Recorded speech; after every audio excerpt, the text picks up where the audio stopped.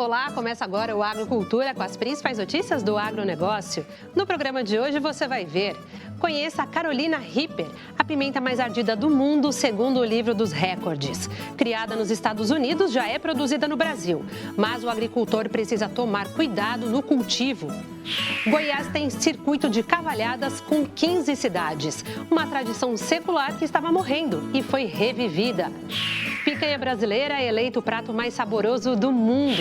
Paraná começa a colheita do milho segundo a safra, mas expectativa é de quebra na produção.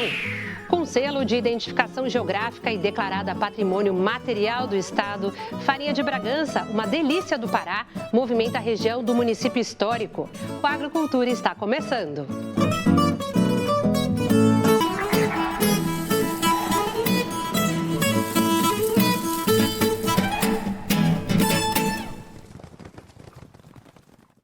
Queima como fogo. A pimenta Carolina Reaper, originária da Carolina do Sul, nos Estados Unidos, é considerada a mais ardida do mundo. O repórter Bruno Faustino descobriu uma plantação dessa pimenta aqui no Brasil e mostra pra gente que ela não é de brincadeira e arde até na hora da colheita.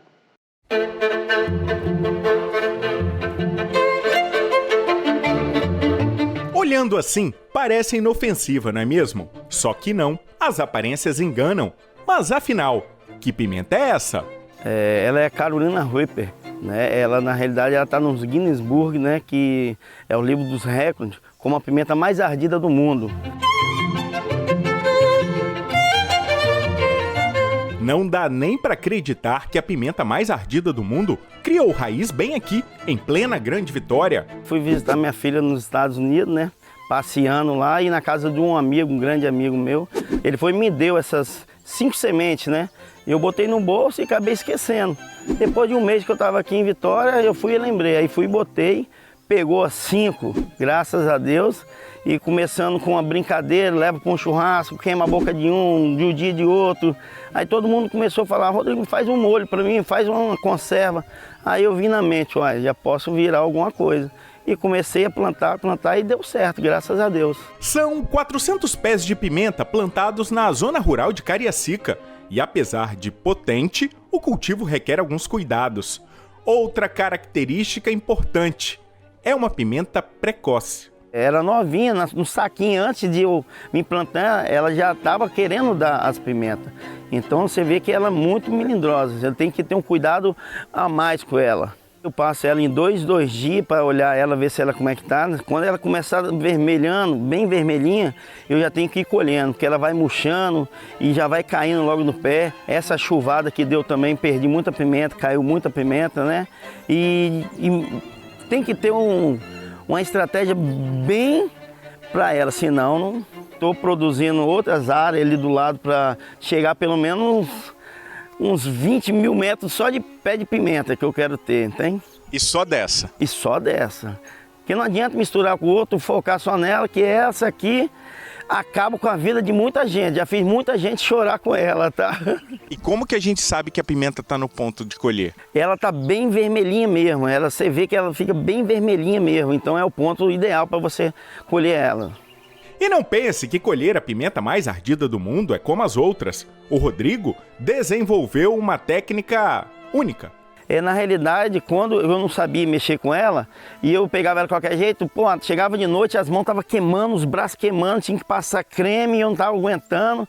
Aí eu comecei a estudar ela mais a fundo, eu vi que eu pegava as próprias folhas dela, passava na mão e ela não me fazia mais efeito, não queimava tanto.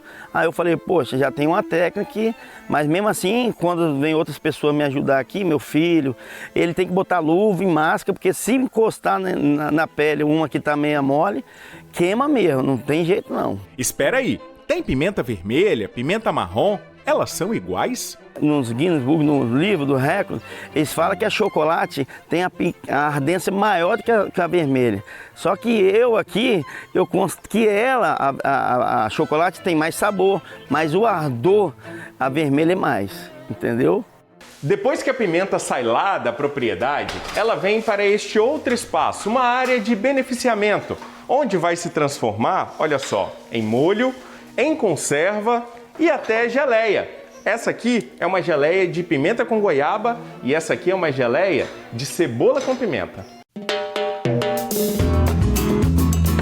Quando ela chega aqui, a gente bota elas nas caixas, dá uma lavada nela com água, né, corrente, bastante água corrente, para ela sair a sujeira, né, a impureza dela. Depois você bota ela em outra caixa fechada e bota o cloro. Ali você tem que deixar ela pelo menos uns 20 minutos no cloro, né? E depois você volta ela escorrendo, jogando água para tirar o cloro excesso. Tem que tirar os cabinhos dela, uma por uma, fazer seleção de uma por uma. Se uma tiver feia, se você abrir que ela tá verde, você tem que separar. Então a seleção é feita de uma por uma, tirando cabinho por cabinho, e por isso que dá um trabalho danado.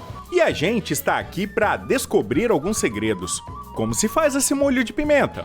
Depois de selecionar as frutas, né, você vem pro liquidificador, né, e é muito simples. É o liquidificador, o vinagre e bater. O restante, aí eu uso também um ácido cítrico, né, que é um conservante natural, e ela mesmo tem que fazer o ardor e não boto mais nada, só isso, entendeu? O cheiro, o ardor é com ela mesmo. E a conserva, hein? A conserva eu tenho que pegar ela, selecionar o fruto um por um, abrir ele e botar ele dentro dos vidrinhos, ajeitando. Quem gosta de alho, bota alho, um alecrim, bota um alecrim, mas quem não gosta pode fazer puro.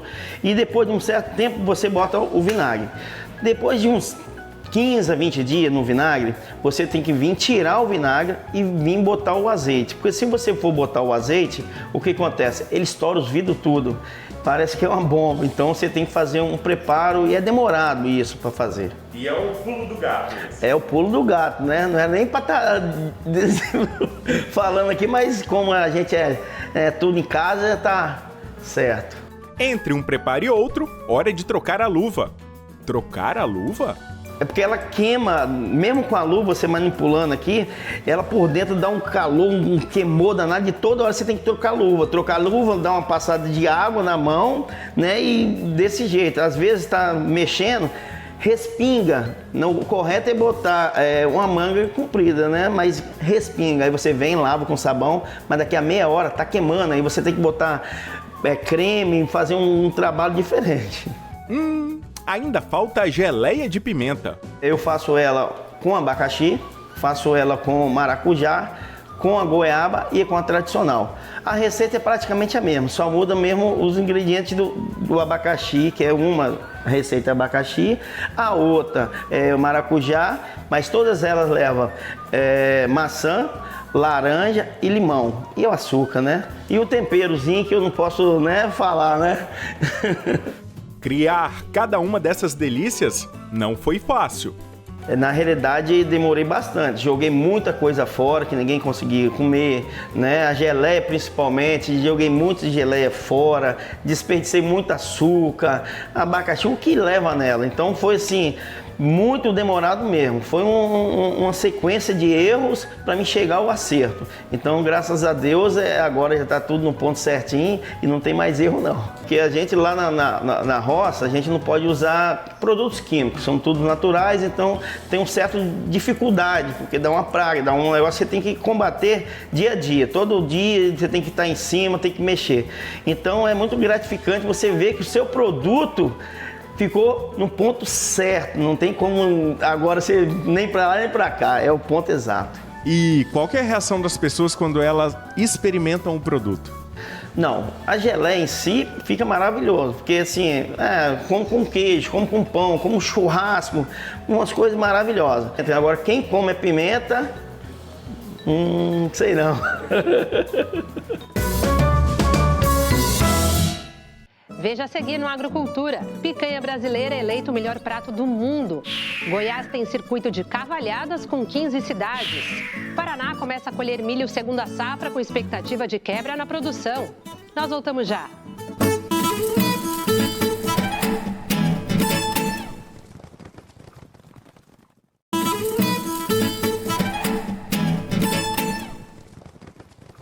Confira agora as principais notícias do campo. Aqui em Cascavel, no oeste do Paraná, os produtores deram início à colheita do milho segunda safra. Nesta propriedade, que fica na área rural de Juvinópolis, a máquina está a todo vapor. Na área de 200 hectares de plantio, devem ser colhidas até 145 sacas por hectare, longe da expectativa, que era de até 160. A colheita, que seria entre junho e julho, já está em 50% e a expectativa é de que até o fim da próxima semana, o restante do grão que está na lavoura já deverá ter sido colhido.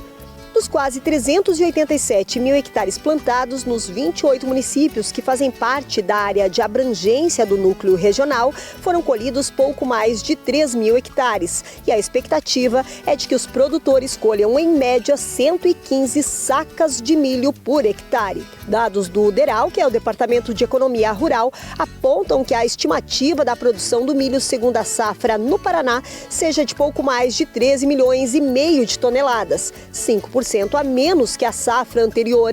E com a mudança repentina no tempo, essa estimativa poderá mudar. Ranking gastronômico elege a picanha brasileira como o melhor prato do mundo. O prato brasileiro conquistou pontuação de 4,75 dos 5 possíveis. A rainha do churrasco ficou na primeira posição do ranking do guia gastronômico Taste Atlas, que elegeu as 100 melhores comidas do mundo. Para chegar ao resultado, o site usou uma lista baseada nas avaliações dos usuários da plataforma. Ao todo, foram usadas mais de 270 mil avaliações válidas sobre cerca de 11 mil pratos, resultando na escolha dos 100 melhores pratos do mundo. Além da comida, o site também apresentou o ranking das cozinhas mais destacadas globalmente, considerando a média das avaliações dos 50 melhores pratos de cada país. Nesse caso, o primeiro lugar ficou com a Itália, graças à altíssima avaliação da pizza. A culinária brasileira ocupou a 12ª posição. A picanha é um corte magro com uma camada de gordura externa que a torna uma carne suculenta e macia. Versátil, a picanha é muito usada em churrascos no Brasil, podendo também ser servida com arroz, feijão, fritas e farofa. Outros pratos brasileiros que apareceram na lista das melhores comidas do mundo foram o vatapá, o escondidinho e o tutu de feijão. Veja agora outras notícias do campo. 15 cidades de Goiás participam do Circuito das Cavalhadas, uma tradição que estava desaparecendo e foi revivida no estado. As cavalhadas são uma rica manifestação cultural que combina história, religião, teatro e comunidade. A tradição dura anos e passa de geração para geração. Em Pirenópolis, o início das cavalhadas movimenta o município. A representação teatral das cavalhadas acontece dentro do campo. Ela encena as batalhas entre cristãos e mouros. Ao final, simbolizando a vitória dos cristãos. Daniela é de Goiânia e veio com a família assistir à apresentação das cavalhadas em Pirenópolis. A gente veio com as filhas e coincidiu que ela está estudando a aula de história, né, sobre as festas típicas da região, e a gente veio trazer em loco para ela ver o que são as cavalhadas. Em Pirenópolis, o evento é considerado Patrimônio Cultural Imaterial pelo Instituto do Patrimônio Histórico e Artístico Nacional, o IPHAN. A celebração atrai milhares de visitantes todos os anos, reforçando a importância da tradição cultural. O governador Ronaldo Caiado ressaltou que agora 15 cidades fazem parte do Circuito das Cavalhadas. Hoje nós já temos 15 cidades, ou seja, nós incluímos mais 4 cidades em Goiás, resgatando essa história. Cidades que tinham mais de 50 anos que não tinham mais as cavalhadas. Mato Grosso do Sul é o 4º maior produtor nacional de algodão. A cultura do algodão do estado é tecnologicamente adequada, sustentável e tem protocolo, onde 90% dos nossos produtores se encontram, o de sustentabilidade.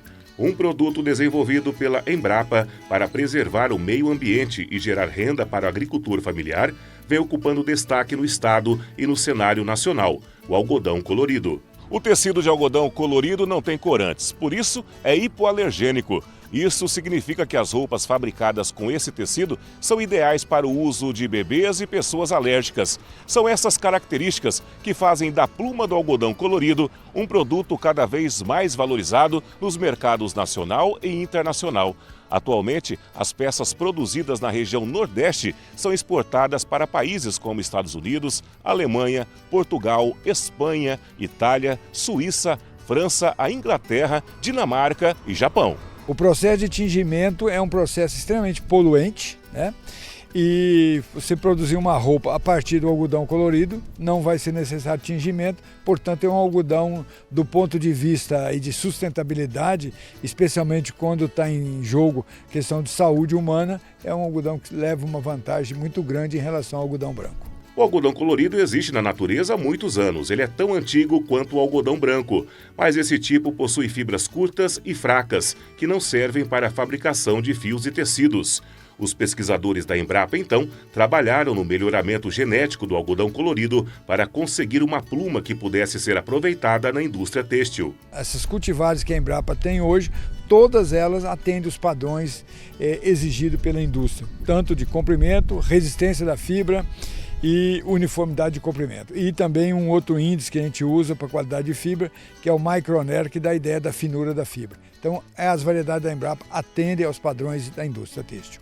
As variedades naturalmente coloridas pesquisadas pela Embrapa dispensam o uso de corantes químicos e, dessa forma, não poluem o meio ambiente e ainda representam uma economia de cerca de 70% de água no processo de acabamento do tecido. Em geral, o algodão colorido também é produzido de forma orgânica, sem o uso de insumos e fertilizantes químicos. A partir dessas diferentes tonalidades de fibra, são confeccionadas roupas, acessórios e artesanatos. Um grande passo já foi dado, que é a obtenção de cultivares adaptadas ao cultivar de algodão colorido, né? Adaptadas às diferentes condições ecológicas do Brasil, né? Então, a tecnologia está disponível, existe demanda por esse algodão, né? Então, é o produtor se organizar e tomar a decisão de cultivar algodão colorido de uma forma organizada, que tem mercado e o mercado remunera, em média, 30% a mais o preço do algodão colorido em relação ao algodão branco. Veja a seguir no Agricultura. Com selo de identificação geográfica e declarada Patrimônio Material do Estado, farinha de Bragança, delícia tradicional do Pará, incentiva o empreendedorismo na região do município histórico. Nós voltamos já.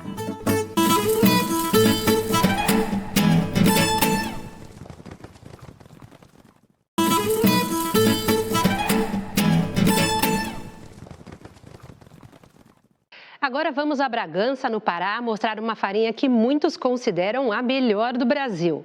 Com selo de identificação geográfica e declarada Patrimônio Material do Estado, a farinha de Bragança é uma delícia indispensável na culinária paraense, herança dos índios que habitavam o local. Hoje, a produção da farinha incentiva o turismo e o empreendedorismo em toda a região do município histórico, como mostra pra gente a reportagem da nossa parceira TV Cultura do Pará. Desde muito pequeno a gente tem essa relação casa de farinha, o interior. É para mim a subsistência, é o meu pão de cada dia. A arte ancestral que encanta os olhos e é ingrediente da cultura alimentar amazônica. Bragança fica a pouco mais de 200 quilômetros de Belém. A cidade histórica, conhecida pela Festa da Marujada, fica na região nordeste do Pará. Mas a Pérola do Caeté, como é conhecida a cidade, também é famosa por um outro tesouro, a farinha. Dona Conceição, me diga uma coisa, a senhora já está com a sua farinha aí na mão? Estou com farinha e estou comprando mais. Está comprando mais, por quê? Gosta? Adoro a farinha da nossa terra, que é deliciosa. E também eu levo para os amigos para Belém, porque toda vez que eu venho para cá, eles encomendam para eu levar. A farinha de Bragança é uma das melhores do Pará. Ela vai daqui para muitos lugares aí. Na feira da cidade é o corredor mais movimentado. A farinha de Bragança é uma farinha gostosa, né? Saborosa, a gente toma com açaí, com peixe assado, com carne assada. Aí chega aqui, a gente tira um pouquinho do pó dela, aí ela fica toda selecionada, entendeu? Aí ela tem um torramento diferente, ela é crocante. Se o cliente quiser mais graúda, mais fina, média, a gente faz. Tem gente que gosta mais amarelinha, outros mais branquinha, como é? Geralmente a natural, ela, com 5 dias, ela muda, né? Fica mais branca, né? E pra fora eles querem mais amarela devido à consistência da cor, né? Entendi. Então essa é uma farinha que ganha o mundo. Exatamente. A farinha bragantina é considerada patrimônio cultural material e também conquistou o selo de identificação geográfica do Instituto Nacional de Propriedade Industrial. Segundo dados do IBGE, Bragança produz 850 toneladas de farinha de mandioca por mês. São 9 mil produtores locais. E esse número é bem maior se a gente levar em consideração outras cidades aqui da região. Seriam 30 mil produtores de farinha em 4 cidades que também ganharam esse selo e certificado de identificação geográfica. Viseu, Augusto Correia, Bragança, Tracuateua e Santa Luzia do Pará. Antigamente, toda essa região era município de Bragança. Então, por isso, esses municípios fazem parte da indicação geográfica e isso comprova que aquele produto realmente é original, é feito por produtor da região. Agora, o desafio é fazer com que todos esses produtores rurais se adequem aos critérios mercadológicos e ambientais para obter o selo. O principal desafio seria melhorar as casas de farinha, as agroindústrias, né? Agora a gente também se preocupa fora da casa de farinha. Como é que a gente vai preparar essa área para plantio? E tem um outro agravante também, que é a lenha. E quando a gente faz um roçado para mandioca, para plantar mandioca para fazer farinha, o primeiro produto é a lenha. Então, de qualquer maneira, se estimula um pouco o corte dessa lenha, né? Nós da Emater, nós estamos também fazendo um trabalho de plantio de lenha. Plantio de árvore para tirar lenha, que a gente chama, que a gente deu o nome de roça de lenha. Atendemos esse produtor rural desde o processo da gestão, como também na ponta, na produção que eles fazem e também com acesso ao mercado. Temos muitas ações onde a gente leva esse produtor junto com a sua farinha, né, com uma boa embalagem para eles apresentarem aí para o mercado, para as novas empresas, e temos conseguido aí novos negócios levando essa farinha de Bragança cada vez mais longe. A partir do selo, a gente tem um novo momento. Um novo momento na gastronomia, no turismo de Bragança. Então hoje o turista vem a Bragança, ele quer conhecer a praia, ele quer conhecer o Rio Caeté, mas ele quer conhecer a casa de farinha. Em um determinado período eu inventei de tirar a farinha da ostra. Eu quase apanho, porque assim a farinha faz parte de toda a nossa culinária. Então não se come com farinha, se come a farinha com alguma coisa.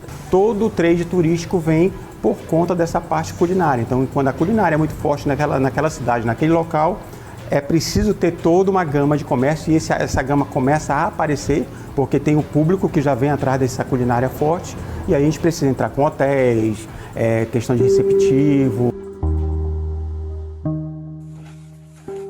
Bata no peito e diga, tenho orgulho do seu agricultor. Entre os produtores artesanais está o seu Tapinha, que aprendeu com o pai a fazer a farinha. Apesar de trabalhar com várias variedades de mandioca, produzo a farinha, trabalho com ela empalhada nesse panelinho assim, trabalho até com ela, mas é por encomenda. Quando eu me encomendo 10 paneiras, eu faço 10. O dia que eu ou outro alguém deixar de produzir isso aqui, é quando a colônia deixa de plantar, a cidade vai deixar de almoçar e jantar. De Bragança para o mundo, a farinha impulsiona a economia local. Na empresa do Davi, uma parte da produção é artesanal e a outra já está mecanizada para atender a demanda que vem de outros estados e até de outros países. Desde energia, uma energia mais forte, foi investido, forno elétrico, peneira elétrica, né? Tudo isso dá condições da gente ter um volume de produção bem interessante, né? A gente não se desgasta tanto dentro da casa de farinha. A gente já tem alguns fornecedores que mandam essa farinha para fora do estado, né? A gente já tem na França, mesmo grupo que compra em supermercado em Belém. Ele fornece também para o Japão. Muito em breve a gente consegue mandar um volume de produção mais interessante para fora. Aqui na região Bragantina, a farinha une diferentes gerações e histórias de vida em torno do empreendedorismo na região. Eu trabalho desde criança, aprendi com meus pais, me criei trabalhando na roça. Através da produção de farinha, eu chamo mãe terra. Essa mandioca, ela vem da terra, daqui eu faço a minha farinha. Eu vendo, eu faço, compro aquilo que eu tenho necessidade para dentro da minha casa. Eu tenho na minha memória um personagem fundamental que é meu avô. Ele era homem da roça, nasceu e se criou no interior, só que ele teve uma ideia, né, de precisar tirar os filhos e levar para a cidade para estudar. De 8 filhos, ele conseguiu formar 6 na vida acadêmica. E a minha mãe foi uma. Naquela época, quando ele teve essa ideia, ali ele já estava me proporcionando trabalhar hoje dessa forma, né? Com bastante técnica, adquirindo tecnologia e com esse pensamento aí de chegar longe, né?